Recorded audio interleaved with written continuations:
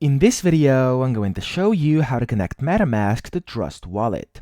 So the first thing you want to do is open up MetaMask either on your mobile device or as a Chrome extension over here. As you can see, I have it over here. Now, what you want to do from then is navigate to those three dots up here, and then you want to click on Settings. Once inside Settings, you want to go to Security and Privacy, and over here it says Security Secret Recovery Phrase, and you want to click on Reveal Secret Recovery Phrase. Once you click on this, you will have to get a security quiz, so you'll have to pass it, and you want to click Get Started. You want to just answer these questions over here, and then after you do that, it says make sure no one is looking at your screen. MetaMask support will never request this, so make sure you do not show this to anyone, okay? And because if you show this to anyone, they can steal your wallet and everything you have on there. You can get scammed, so make sure you don't show this to anyone. Only you can know this.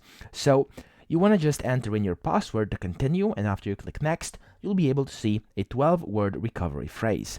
Now, once you get that recovery phrase, you can just copy it and go back, and then you want to open up your Trust Wallet, where, of course, once you have that 12-word phrase copied, you want to click in the top left where it says mnemonic 1 or whatever it says. Click on that, click Add New Wallet, and then Import or Recover Wallet. And from here, you want to type in your password, like this. There we go. And then you want to click I have a 12-word secret phrase, because I'm assuming your MetaMask recovery phrase will be 12-word. If it's not, if it's for some reason 18 or 24, make sure to check the correct number.